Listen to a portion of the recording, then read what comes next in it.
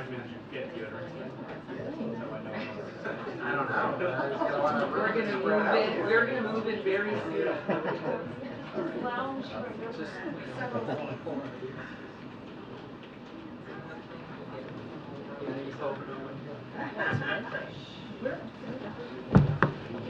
Good afternoon, everybody. Okay, a couple things at the top. So from day one, President Biden has treated climate change with the urgency it requires. Against the backdrop of extreme heat we've seen across America, tomorrow, President Biden will announce additional actions to protect communities from extreme heat conditions. This includes investments through NOAA to improve weather predictions, as well as grants through the Department of Interior to bring clean, reliable drinking water to communities across the West. At the event, the President is also going to hear from FEMA Administrator Deanne Criswell and NOAA Administrator Dr. Rick Spanrod on the steps being taken on how to protect the millions of Americans being impacted by extreme heat across the country. The mayors of Phoenix, Arizona, and San Antonio, Texas, will also be on hand to talk about the impacts of the climate crisis on their communities and the steps they are taking with this administration to protect communities from it. Also today, President Biden announced his intent to nominate former Maryland Governor Martin O'Malley as Commissioner of the Social Security Administration. Since day one, the president has fought to strengthen and defend Social Security, which tens of millions of Americans have paid into and depend on for their livelihood. Governor O'Malley is a lifelong public servant who has a proven track record of delivering results for the people he serves, and who has always been a strong proponent of strengthening Social Security. President Biden extends his gratitude to the acting commissioner for her steady leadership of the Social Security Administration during this interim period. Now, I know many people have been following the news in Delaware today and we're going to have a lot of questions. And so here's what I'll say at the top before I turn it over to my colleague, the Admiral. Hunter Biden is a private citizen, and this was a personal matter for him. As we have said, the President, the First Lady, they love their son, and they support him as he continues to rebuild his life. This case was handled independently, as all of you know, by the Justice Department under the leadership of a prosecutor appointed by the former president, President Trump. So for anything further, as you know, and we've been very consistent from here, I'd refer you to the Department of Justice and to Hunter's representatives, who is his legal team, obviously, who can address any of your questions. With that, I have the Admiral here, Admiral John Kirby, who's going to take any foreign policy questions you all may have, and also give a preview of an important meeting that the President's going to have tomorrow, a bilateral meeting with the Prime Minister of Italy. And with that, Admiral. Good afternoon, everybody. So I think, as you know, tomorrow President Biden will host Prime Minister Meloni of Italy at the White House here to reaffirm a strong bipartisan relationship and partnership, quite frankly, bilateral relationship and partnership between our two nations. The President has been looking forward to this visit quite a bit. The United States and Italy are close NATO allies and G7 partners.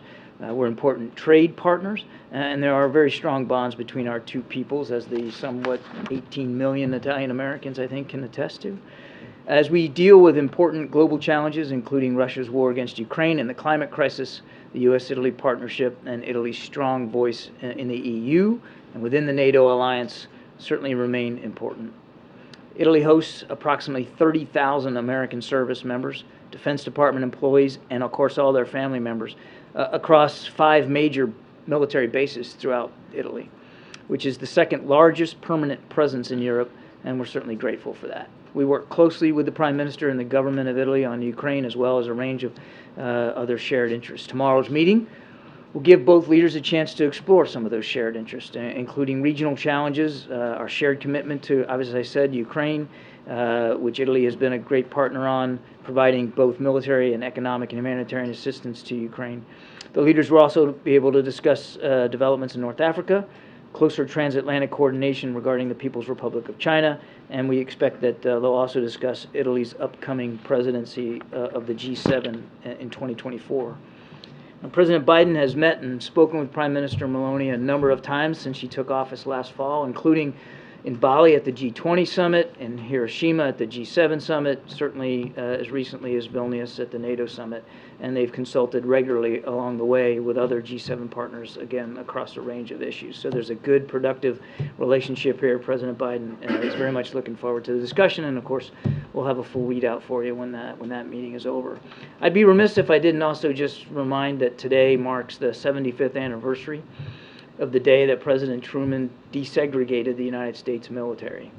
And it's an opportunity, we ought to take this opportunity to recognize, first of all, what a courageous decision that was for President Truman at the time, but also recognize the equal bravery, the equal sacrifices, and the terrific service of generations since that decision of members of color who deserve to be equally honored for their service to this country in peace and in war.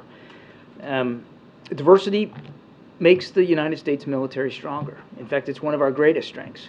It not only, especially now as an all-volunteer force, helps us better represent the American people that we serve and defend, but it also leads to better decision-making, more unique perspectives at the table, better operational performance. That doesn't mean that we got it all figured out. It doesn't mean that there's not still work to do. There is. It's important that we continue in the spirit of President Truman to break down barriers so that all qualified service members, no matter their race, sex, gender identity, sexual orientation, or religious background, are treated with dignity and respect, can reach their full potential in service to this country, and have their contributions valued. So again, today's a great day to look back at the courage of President Truman and the generations of service members of color, but also it's important that we look forward and making sure that we keep that spirit going and that we don't let it flag. That's all I have. Can we ask about the situation in Niger very quickly right now? Did the Nigerian military storm the presidential palace there to free the president, President Bazoum, from his security services who are holding him, sir?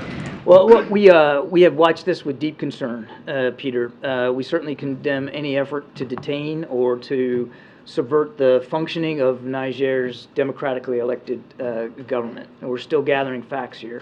And that government, as you know, is led by President Bazoum. We specifically urged the elements of the Presidential Guard to release him from detention and to refrain from any violence. We certainly welcome the strong statements and steps taken by the economic community of West African states and the African Union to defend Niger's democracy, and obviously we're closely monitoring the situation. But it's all unfolding right now, and we're just going to have to stay tuned to it. The message to Americans that are on the ground there, and how many U.S. citizens outside of the military members do you believe are in Niger? I don't have an estimate of how many Americans are in Niger or military members, but obviously this is a very tense situation. We would advise all Americans in Niger to be careful about where they are and what they're doing. We just don't know enough about what's going on, so this is a time to put safety first. Preliminary discussions about evacuations or anything like that? Nothing like that right now, Peter. It's all just unfolding. We're just watching this very, very closely. We'll have to see how it unfolds. Thank you. Go ahead, John, two questions, one on Africa, another subject. What is the update and what are you doing as it relates to the grains issue going to Africa out of Ukraine? What's happening now there? Can you give us an update? Because early on in this war, there was a strong concern. The president of Ukraine told Greg Meeks, then at the time the head of foreign affairs, that he was very concerned about these African nations, these third world nations that have hunger and food instability there. What is it's a great question, April. And you know, Mr. Putin's hosting African leaders there in Moscow, starting today, I think. And look, I don't know what he plans to tell them, but I sure as heck hope that he plans to be honest with African leaders about the effect that his decision to pull out of the grain deal is going to have on African nations. So much of that grain that was getting out of Odessa and Black Sea ports from Ukraine was going to countries that need it most, developing countries across the so-called global south, and of course that includes the African continent. And we've already seen grain and foodstuff prices fluctuate, go up. They've gone down a little bit, gone up, but there's volatility in the market that wasn't there before. So I sure hope Mr. Putin is willing to be honest with African leaders about the effect that this is having or could have on them. So does that honesty come with a solution as well? Well, no, and yeah, thanks for the reminder. I didn't actually get to your question. The best way for this grain to get to market is through maritime lanes, through the Black Sea and the Mediterranean. And obviously, that's not going to happen now, or at least for some time. So we are working with our EU partners. We're working with Ukraine and other European partners to see if there's other ways to get grain to market overland. But that's not as efficient. It's not effective. You can't move as much or as fast via land routes, whether it's truck or rail. But we're working to see what we can do to try to alleviate or increase the flow. And last question, as you mark the moment about the integration of the military, are you intertwining that with this moment, this racially and politically divisive moment, to show that patriotism is not just one group? The integration of the military shows that many people are patriots. I sure hope so. I mean, when a soldier fights and bleeds, that blood's red. It doesn't matter what the color of the skin was. And you don't have to look any further than just recent conflicts that this country has fought and see the contributions. I mean, significant contributions, and the cost in blood, American blood, put forth by people of color for this country. In fact, people of color were fighting for this country even before they were given all the rights of citizens. So yes, I think this is an opportunity, it must be an opportunity for us to recognize that bravery isn't divided by race or color, or creed. It's not. It doesn't matter who you worship or whether you worship at all. Bravery, skill, the courage that goes along with being a member of the United States military, and that's something that comes from the heart. And especially now with an all-volunteer force, people are, signing up to do this. They're not being told to do it. So I hope it is an opportunity for all Americans to recognize that all Americans who have served this country in uniform continue to defend it bravely. Thank you. Go ahead. Thank you. John, I'd like to follow up on the grain deal initiative. Can you tell us what are the most efficient ways of delivering, the most efficient alternatives of delivering grain from Ukraine? So you're talking about consistent work with the partners. What exactly are those alternatives? Well, as I think I said to April, look, the most efficient way is by ship. I mean, it's just the best way to get the maximum amount of grain out on a timely basis. You could use rail, you could use truck routes. You could also look at perhaps other EU ports, but you gotta get it out of Ukraine to be able to use other EU ports. So there's no more efficient way than by maritime traffic. That's just a scientific fact or physical fact. But we are going to continue to work with our partners in Europe to see if there's other overland ways to do it. If I may, is there an agreement between the U.S. and its allies regarding the location, method, and timing of the F-16 training for Ukrainian pilots? I'm sorry, can you repeat that question? I was writing myself a note. Is there a consensus between the U.S. and its allies regarding the location, method, and timing of the F-16 training for the Ukrainian pilots? So here's what I can tell you. We are pursuing F-16 training for Ukrainian pilots in Romania and Denmark. The dates, the locations, the length of the syllabus, all that's still being worked out. And I can't give you a day on the calendar and say, well, it's going to start in Romania here and it's going to start in Denmark there. I just don't know. We're still working that out, but we know it's going to be in Denmark and Romania, and there could be other sites as well. That's where we're looking at right now. I know that the Brits are also beginning English language training for Ukrainian pilots so that they can actually operate the controls in an F-16. So that's getting started here, I think, soon. But we'll just have to see. We're all taking this with the appropriate sense of urgency, and we want to get them trained as much as we can, or as fast as we can. Thanks. John, on Niger follow-up, is there any involvement of the administration in some of the regional conversations that are happening right now? I know Benin is sending their president. Is the U.S. involved in those regional discussions at all? Regional discussions about Niger. Niger. I'm not aware of any specific regional discussions on Niger. Again, this is just unfolding. Okay. And then on the Italian meeting tomorrow, I don't think I've ever heard you guys express an opinion as far as Italy leaving the Belt and Road Initiative, whether you think that's a good idea.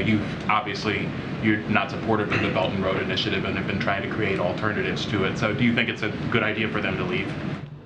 That's certainly for the Italians to speak to. I mean, that's their sovereign decision. I would let them characterize it if, in fact, they're going to leave, and whether they would and on what time frame would really be for them to speak to. So separate and distinct. I don't want to speak for them one way or the other, but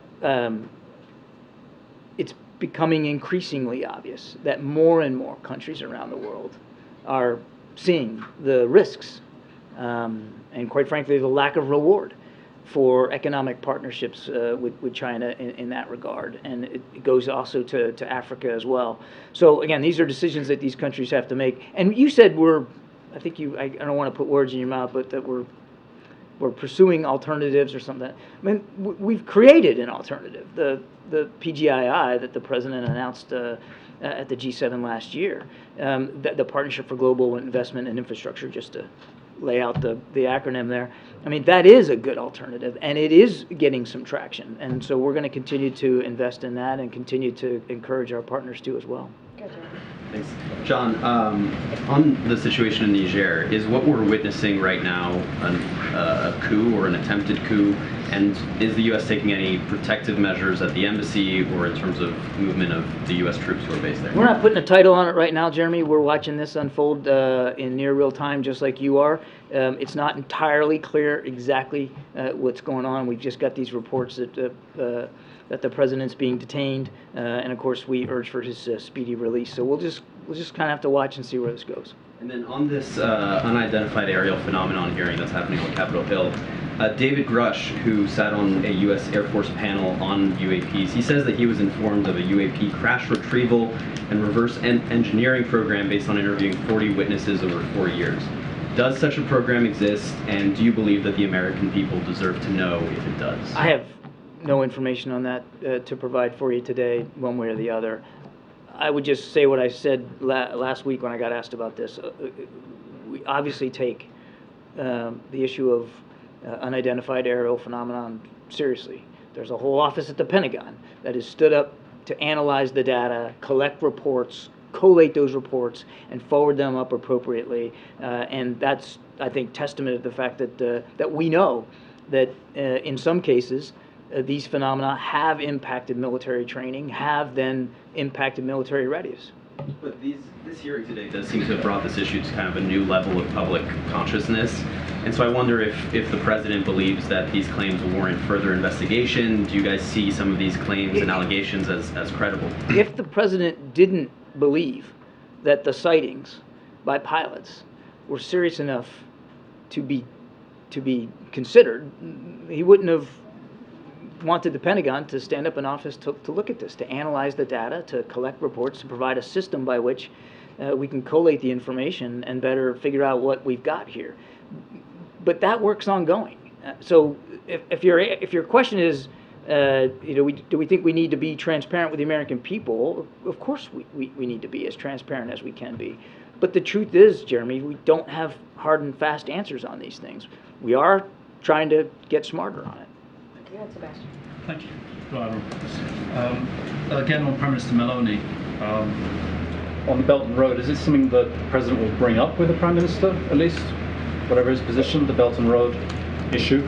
I think I'll just leave it as I did in my readout. They certainly will talk about shared concerns and perspectives and challenges with respect to the PRC. But in terms of specific agenda items. I don't have anything beyond that. And on the Prime Minister herself, to what extent is President Biden uncomfortable with her being a far-right politician, and she opposes, or her party opposes a bunch of things that the president fights for? And of course, in Europe generally, it's got there are dark roots to that whole movement. The president has enjoyed working with her, and certainly on issues of foreign policy, there's been a lot of overlapping and mutually reinforcing approaches that were taken with Italy. Italy is a NATO ally, and they are a very competent NATO ally. And they've been a tremendous supporter of Ukraine. They're hosting something like 170,000 Ukrainians on Italian soil, just taking care of these folks while this war rages on, and they have provided millions of dollars of security assistance, humanitarian assistance, economic assistance. I mean, there's, just in my opening statement, you can see there's an awful lot of things to talk about with the Prime Minister. The President's looking forward to that. And again, there's been a lot of alignment on a lot of key foreign policy issues. On the domestic issues, internal Italian issues, he just needs those, sets them aside. The Italian people get to decide who their government is. It's a democracy, and the President respects that. And he also respects the work that he's been able to do with the Prime Minister, again, on a range of issues. But that's what they're going to talk about. Thank you, Karine. Hi, John. Thank you. So back to Jeremy's questioning. Does the United States believe that there may be life outside of Earth? I don't have a position on that one way or the other to speak to today. What we believe is that there are unexplained aerial phenomena that have been cited and reported by pilots, Navy and Air Force, that these phenomena have, in some cases, had an impact on our training ranges, on our pilots' ability to fly, train, operate, and stay ready. That alone makes it a national security issue worth looking at. We don't know. We don't have the answers about what these phenomena are. Otherwise, I guess we'd have a catchier name for it. Unexplained, unidentified aerial phenomena doesn't exactly roll off the tongue, but it's an honest assessment of what we think about this problem set. And so we'll see where it goes. Okay, and then on Trevor Reed, has the administration on any level communicated with Russia about Trevor Reed? Since he was injured, I know of no communications with Russian officials since the reports of his injury. I asked because Secretary Blinken echoed what we heard from Karine yesterday, which is that, the administration believes that Trevor's case and what he did should be a separate case from the negotiations to bring Paul Whelan and Evan Gershkovich home. But my question is, how can the administration say that so confidently if you haven't even heard from the Russians about it? Oh, I think the Russians have heard from us plenty. No, let me finish. I think they've heard plenty from us about where we stand on Americans fighting in Ukraine. I mean, you don't have to, even the most casual observer sitting in Moscow could take 2 seconds online and see how vociferously and strongly we have not only not encouraged Americans to go fight in Ukraine, but actively and energetically urged them not to. And so I won't speak for Mr. Reed. He can speak for himself and the decisions he made. But I can assure you and anybody in Moscow can look at what we've said and be equally assured that he went of his own accord. Nothing has changed. And Karine, I think, did this very well with you yesterday, talking about the risks that Americans might take if they go to Ukraine. They should not go. This is not the time for Americans to be in Ukraine.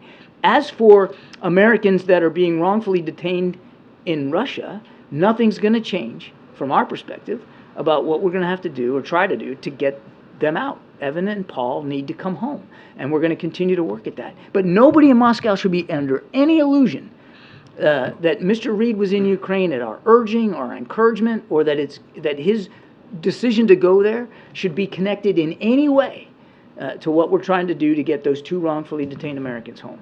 And you honestly believe that the Russians won't hold this against the U.S. as the U.S. tries to get the other 2 men out? Man, I'll tell you, if I could get inside the head of Russian officials and know what they were going to decide and do, I probably would be in a very different place. I don't know. I can't I can't possibly begin to predict what they'll think or say. But if by some infinitesimal small degree there's anybody in Moscow that thinks that we've changed our policy about Americans fighting in Ukraine, I urge them to listen to this press conference and read everything we've been saying for the last 16 months. Now is not the time for Americans to be in Ukraine, and we had nothing to do with Mr. Reid being there. Thank you, Karine. Hi, John. I have two questions in Russia and North Korea and South Korea. The Russian defense minister was invited to North Korea for the 70th anniversary of Armistice Agreement. And it is known that the Russian defense minister will discuss importing weapons from North Korea. What do you think about the direct arms deal with North Korea by Russian defense minister about this, and not the Wagner groups? Can you comment on this? I certainly can't confirm the report that you just laid out there. That said, it's been no secret, and we've talked about it many times, that Mr. Putin is reaching out to other countries for help and support in fighting his war in Ukraine, and that includes, we know, some outreach to the DPRK. It's, I think, a testament of the fact that Mr. Putin knows he's having his own defense procurement problems, his own inventory problems, that his military remains on the back foot, and he's trying to shore that up. Nobody should be helping Mr. Putin kill more Ukrainians. But the fact that he's reaching out to North Korea, or could be additionally, that wouldn't come as a surprise to anybody. Do you think that this will be used in the war in Ukraine? I couldn't begin to confirm that. I don't know. We got to keep going. Go ahead, Francesca. Over here. Thanks, John. In the Department of Justice's statement on the Biden administration lawsuit against the state of Texas, it said, quote, "The presence of the floating barrier has prompted diplomatic protests by Mexico and risks damaging U.S. foreign policy," end quote. Liz Sherwood Randall and a group of Biden administration officials were in Mexico this week. Did the Mexican government raise the issue of the floating barriers? And does the White House believe that the floating barriers hurt U.S. diplomatic efforts? There was a delegation in Mexico largely to look at issues surrounding fentanyl. I don't know if the issue of the barriers came up. That wasn't the purpose of Liz Sherwood Randall's trip down there. It was really to talk about the counter-narcotics efforts, specifically around fentanyl. And I would refer you to the DOJ on more details on that. Do you believe that it hurts U.S. foreign policy? Well, it's certainly not helping, but I can't tell you that there's been a direct impact on our diplomatic relations with Mexico. They're very good, they're very strong, and we have a lot of mutual shared concerns, including, as I said, fentanyl, and certainly issues about immigration, and we're working closely with Mexican authorities on that.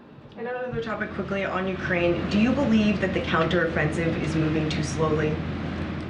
President Zelensky himself has said that that it's not progressing as fast as he would like, and they're not moving as far every day as they would like.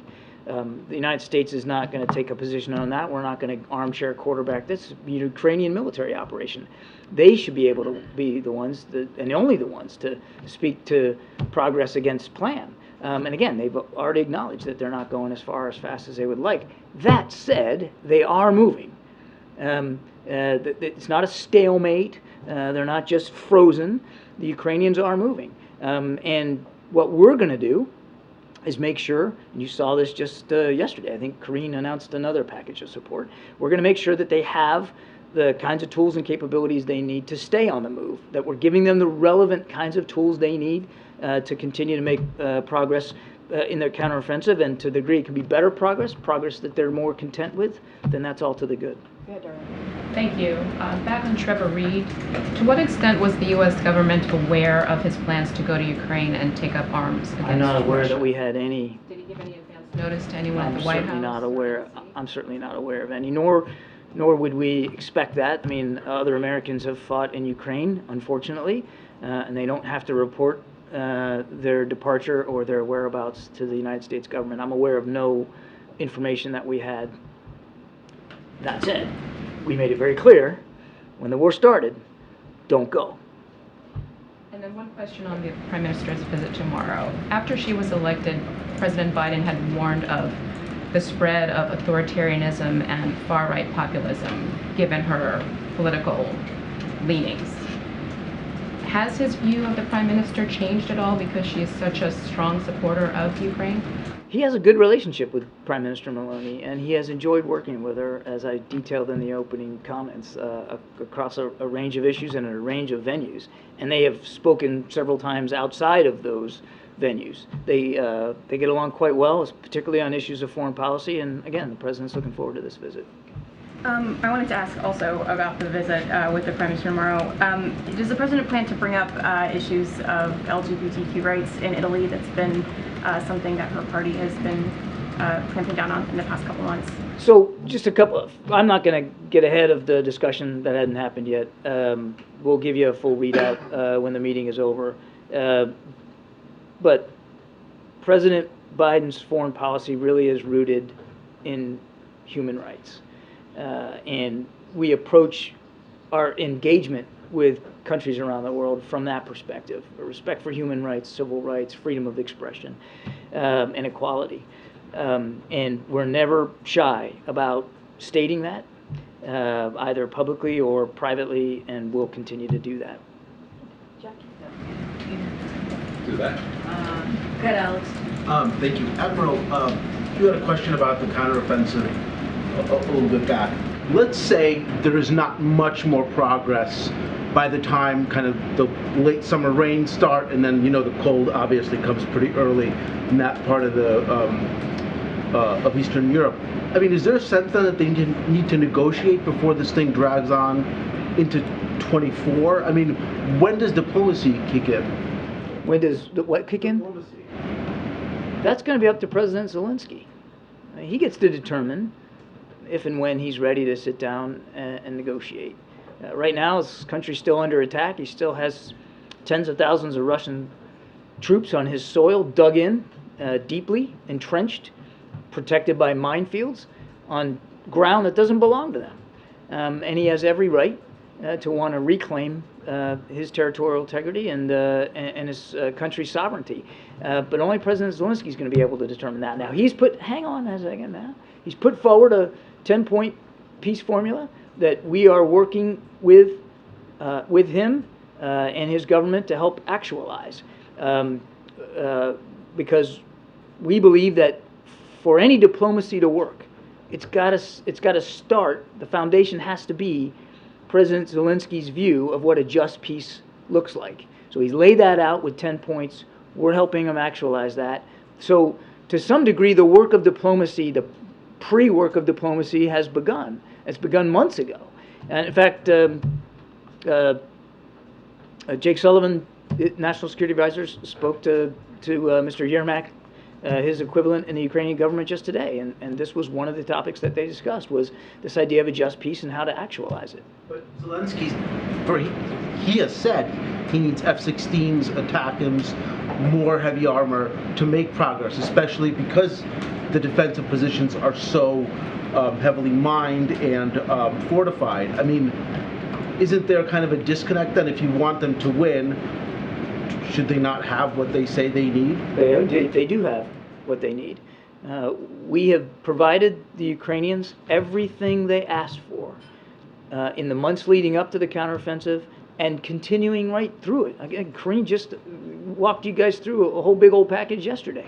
And all the stuff that's in that package is stuff that's relevant to the fight that they're in this counteroffensive. But this notion that they didn't get everything they needed before the counteroffensive, or that a shortage of capabilities is what's causing delay, is not true. They got everything they asked for and continue to get everything they asked for. Now, I recognize they always, and you can't blame them for wanting more.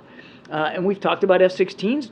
The training will begin sometime soon, and hopefully thereafter followed by actual aircraft. But they've got tanks, they've got artillery, they've got HIMARS, and we're going to continue to work with them every single day about trying to fulfill their needs as best we can. Okay. Oh, and you have a last question.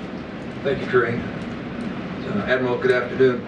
Do you know if the administration has seen the images of the bombed out Transfiguration Cathedral in Ukraine? A few days ago it happened, this big, beautiful cathedral bombed out. Some debate over whether it was Russian missiles or falling Ukraine debris, but have you seen those images? I have not. And then finally, any update on the Tuberville situation, on the hold?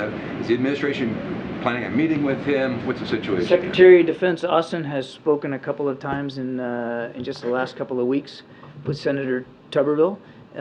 He maintains his hold. And now we're up to over 300 nominations that are being held, and it's having a real effect on military families, spouses who are not able to take jobs in the next location because they can't set up a move. That's not hypothetical, that's actually happening. Children who are having to be disenrolled from schools that they were supposed to start in the fall because they can't execute the move to get there. They can't make it in time for the school sessions to start. That's not hypothetical, that's happening. You've got senior officers who are being asked to delay their retirements.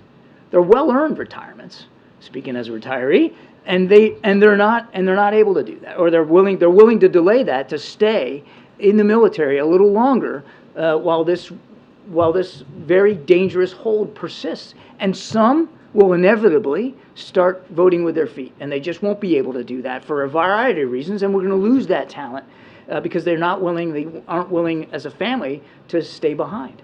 One of Tuberville's contentions is that taxpayer dollars should not be funding travel-related expenses for abortion for military members. You say what?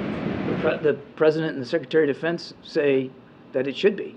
I talked about this the other day, so I won't go through it all again. But our service members don't get to decide where they get stationed. That's why you call them orders. You go where you're told to go. You go where the duty demands. And most of our service members serving in states across the country aren't residents of those states. But they're also not going to violate state laws. If you get stationed in a place like Alabama, you're going to obey Alabama laws. But if you're a service member and you deserve, as a service member, appropriate health care, including reproductive health care, the military has an obligation to make sure you get that health care. And for those who say that this is some sort of political issue and it's not readiness, but it's readiness. A healthy force is a ready force. And a woman service member or a woman family member has every right to expect that when they sign up to serve in the military, they're going to get the health care that they deserve. And so the military has put in place a policy, not one that Secretary Austin wanted to have to put in place, but these state laws are forcing him to put in place to allow female service members and their and women family members that need reproductive care, can't get it where they're stationed, to have the time off and some travel allowance to go take care of their own health. It's a covenant that you make with the military when you sign up, and it's a covenant that the military makes with you when you sign up. Thank you. Appreciate it. Thank you. Thank you. Okay. All right, Darlene, what you got? Thank you. Have you seen the president since Hunter Biden showed up in federal court, since the deal fell apart? Did he have any reaction that he has agreed to allow you to share with us? So I'll tell you this, and I'll repeat this as what I said at the top, which is the president loves his son. The president and the first lady love their son, and they support him as he's rebuilding his life and trying to move forward. I have not spoken to the president today. He has been busy continuing to work on behalf of the American people, as he does every day with internal meetings, and so I will leave it there. Is the White House any closer to figuring out when the president will make his promised visit to Africa this year? I don't have a visit to preview at this time, but as you know, the President met with African leaders at the end of last year. It was incredibly productive, and he promised to visit the continent of Africa this year. Just don't have anything to lay out. As you know, the First Lady has traveled to the continent, so has the Vice President, and so we have kept our commitment in continuing to grow and develop that relationship with countries in Africa. Last question. Sure. I wanted to follow up on your comments yesterday about Commander. You shared a statement that said the Bidens have been working with Secret Service and the resident staff on unleashing protocols. You talked about how the Secret Service has treated these fighting incidents as workplace incidents. The statement went on to say that the President and First Lady are grateful to the Secret Service and the staff for keeping the families safe. But what we didn't hear yesterday was any statement of contrition or an apology, or that they're mortified or regret that Commander has been behaving like this. So look, would you like to update the statement? Look, the statement came from my colleague that I was reiterating over at the First Lady's office. I would certainly refer you to the statement again. Look, the President and the First Lady continues to be incredibly grateful to the Secret Service and the executive resident staff. That continues to be the case. We are working through this to make the situation even better. I don't have anything else to add. As I mentioned yesterday at the top, being here on this complex, this White House complex, is incredibly unique and can be stressful situations for family pets, and we're certainly working through this particular situation with the Secret Service to make this better. Hi, Karine. Earlier this week, you said the President was never in business with his son, but can you say specifically that the President did not have discussions of any kind with Hunter about his business dealings? I appreciate the question. I've been asked this question multiple times in different variations in different ways. As you mentioned, I was asked this question multiple times on Monday. Nothing has changed. I don't have anything to add to what I stated on Monday. Can you give us a preview of the President's briefing on heat? I gave you a little bit of preview. He's going to be announcing some actions tomorrow. The extreme weather, as you all know, has been a difficult time for families and Americans across the country, especially out west. And so you're going to hear from the President about this. Let's not forget climate change. Climate change is real. That's why the President has taken some historic actions to deal with this issue, to deal with climate change, a crisis that he called when he first walked into this administration. And let's not forget, the Inflation Reduction Act is one of those laws that is giving or going to give the most resources to deal with climate change. The President is very proud of that, and you'll hear directly from him on this issue tomorrow. Thanks, Karine. Have the President and his attorneys been in touch with Hunter's legal team today, and have they been keeping tabs on the proceedings? Look, I don't have anything to share. I would refer you to, on this particular issue, I would refer you to Hunter's representative. I would refer you to the Department of Justice. I don't have anything to share beyond on what I shared at the top of this briefing. It's extremely rare in such a high-profile case for a plea deal to fall apart like this. Does the President believe that the prosecutors, the federal prosecutors in this case, have acted appropriately and competently? As you know, Jeremy, this was an independent investigation that was overseen by the Department of Justice. As we've been very clear, they are independent. We give them the space to do their work. We believe in the rule of law. I just don't have anything else to share on this. I would refer you to Department of Justice. Again, this was done independently, and I would also refer you to Hunter's representatives. On Senator Tuberville and his continued hold on these military promotions, he floated a potential way to move the nominations more quickly by saying that he'd be open to limiting the debate time on each individual nominee. Does the President believe that it's time to start moving some of these military nominations individually and voting on them individually through the Senate? Look, Jeremy, I understand the question, but this is something that one senator is holding up. One senator, one Republican senator. And it shouldn't be done this way. It shouldn't be done this way. I think the Admiral did a really good job laying out what this means for our military families, our military service members. They don't deserve to be treated this way. When we talk about this particular legislation, not just the legislation, but as we move forward with these types of nominations, they should be done in a bipartisan way. And so it's unfortunate that this Senator Tuberville, is treating this as a political stunt, he has to answer to military families, and he has to answer to military members who do everything that they can to protect us. And he's putting them in harm's way. And so I get the question, but this is truly, truly on Senator Tuberville here. Does there ever come a point, though, where, you know, especially as the chairman of the Joint Chiefs of Staff is set to retire, you need to fill that position where it's maybe worth, especially for the most senior positions that really put national security at risk, to start moving some of these individuals? Jerry, we shouldn't be in this situation. I get it. I hear what you're saying, but we should not be in this situation.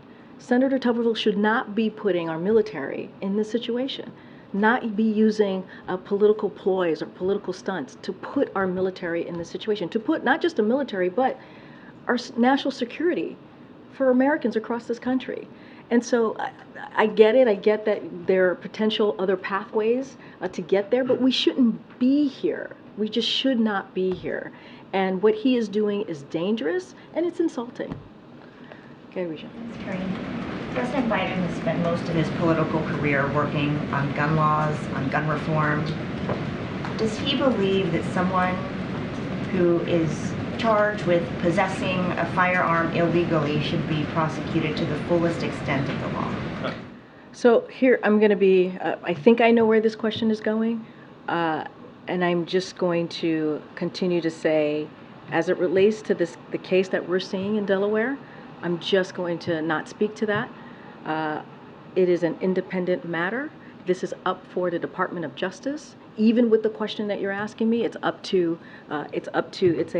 one of those legal criminal matters, and it's up to that process, that legal process. I'm just not going to speak to it here. But again, the president, when he was a senator, crafted gun legislation. As president, he talks often about the need to get illegal firearms off of our streets.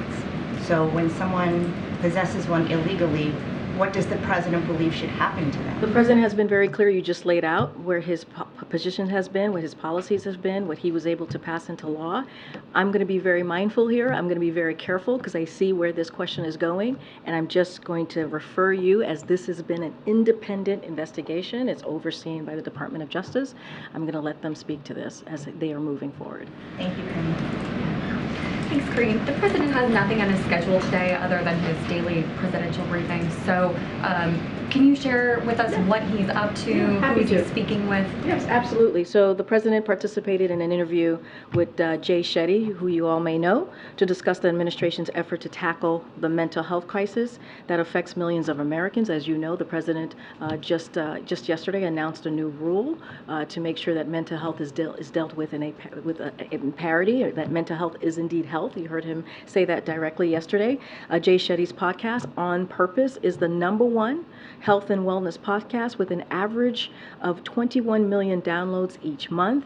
So just so that you all have this, the interview will post on Monday, and he, of course, has internal meetings. He's had that throughout the day, and later today he's going to be delivering a toast at a gathering to just say goodbye and thank you to Louisa Terrell. As you all know, she will be leaving her position as the director of OLA, and so we will all be toasting her later today. And then can you give us an update when it comes to East Palestine? The president has said that he would go.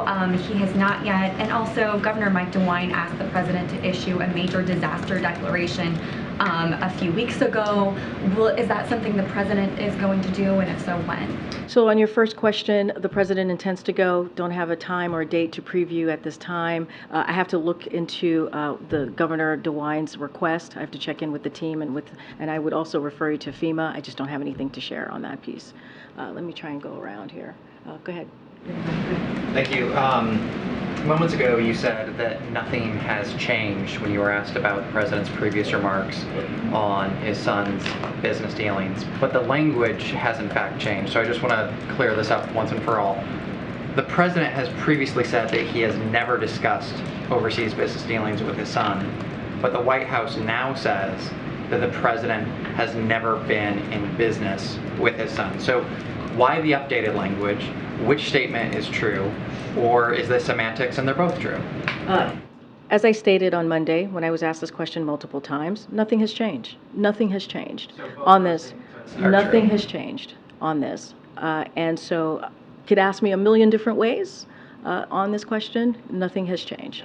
The only reason I ask is because the White House and the President's circle, that language does seem to be somewhat different. I didn't know if there was any distinction there. I wanted to ask, though, about Elizabeth Naftali. She's made more than a dozen visits here to the White House and met with some of the President's most senior advisors. Can you tell us a little bit more about those visits, why she was here?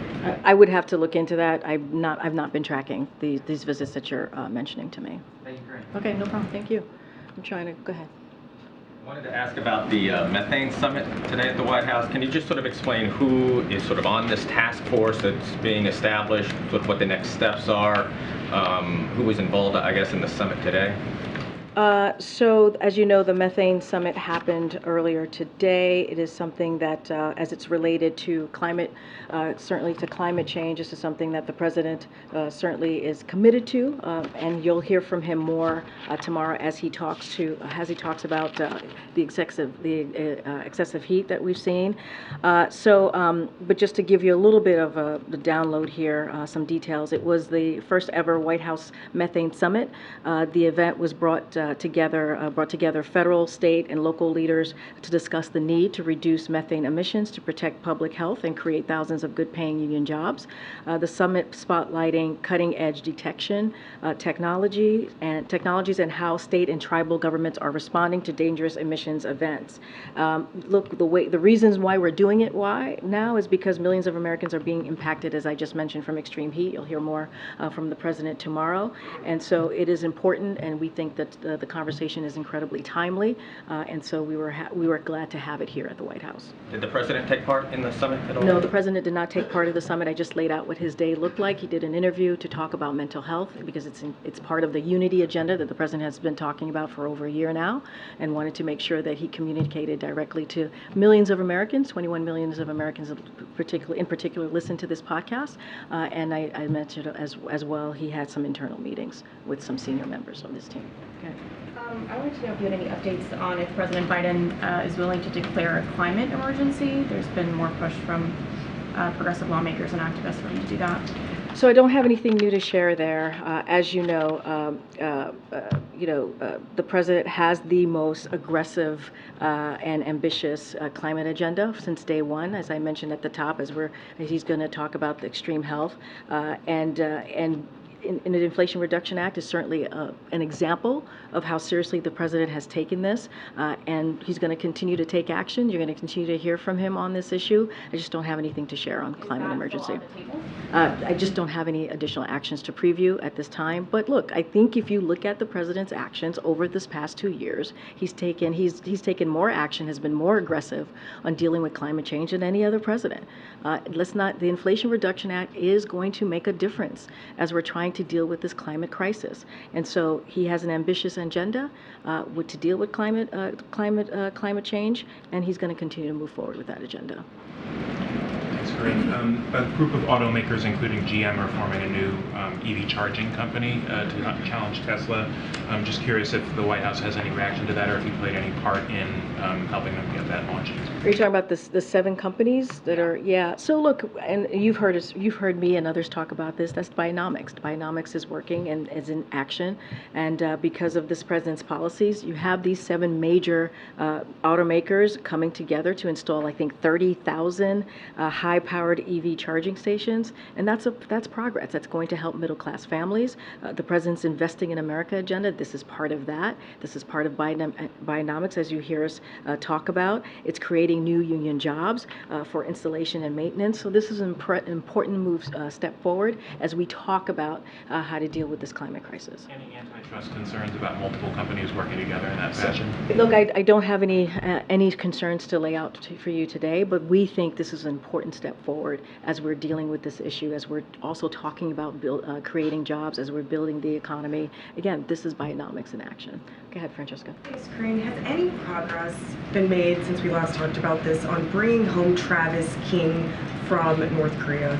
I don't have anything new to share than what I shared yesterday during the briefing. Look, as you know, we have the UN, we have the DoD, we have the State Department here, us here as well at the White House are all engaging together on this. Just don't have any more information to share. We are still trying to gather all the facts on this, and our concern is the well-being of the private. I just don't have anything further to share on this. And the Federal Reserve has just announced an interest rate hike by 1/4 point, which brings it to the highest level in 22 years. Does the White House have comment on that? As you know, we see the Federal Reserve as being independent. We give them the space to make sure that they are able to make monetary decision. It is up to them to make that decision. I'm just not going to comment about the decision today.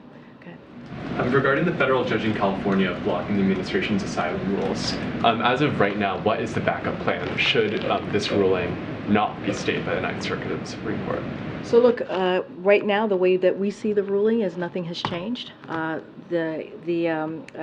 think that they made a mistake, but nothing has changed.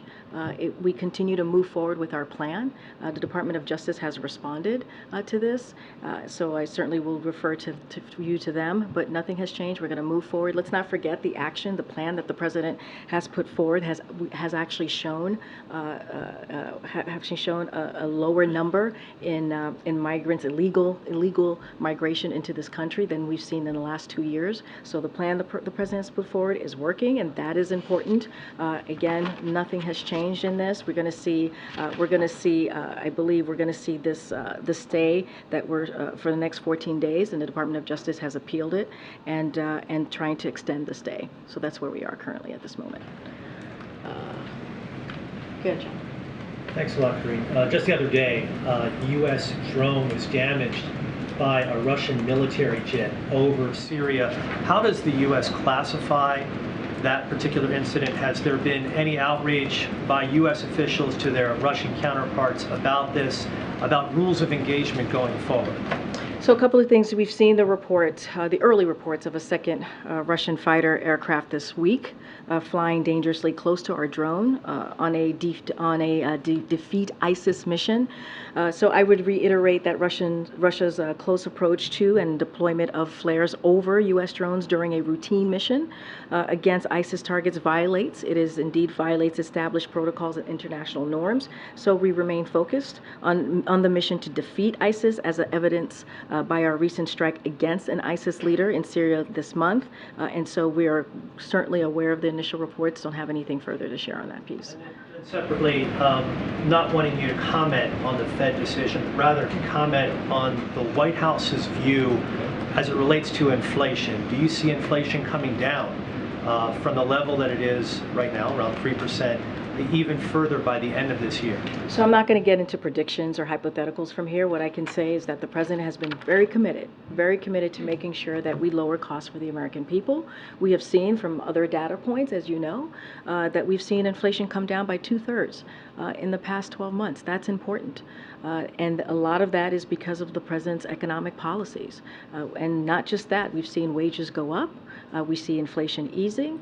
We see creating jobs, more than 13 million jobs. That's because of the work that this President has done. I'm not going to get into hypotheticals. I'm going to let the experts detect or try to figure out what that inflation looks like moving forward. What we're going to focus on is doing everything that we can to lower costs for the American family. You see inflation easing in the response that you just gave. Is that based upon a forecast coming from the President's economic advisors? That's based on the facts. That's based on the data that we have seen. CPI, PPI, all the data that we've seen the past couple of months. That's where we're getting that, 2/3. That's important. Inflation has fallen for 12 months in a row. 12 months in a row. And that's because of the work that this administration has done. And so, look, I'm not going to get, again, into forecast here. That is something for the experts to do. But I can speak to the work that this President has done and will continue to do. When it comes to his economic plan, the number one thing that he talks about is lowering costs for the American people. And he'll continue to do that. Thanks. See you tomorrow, guys.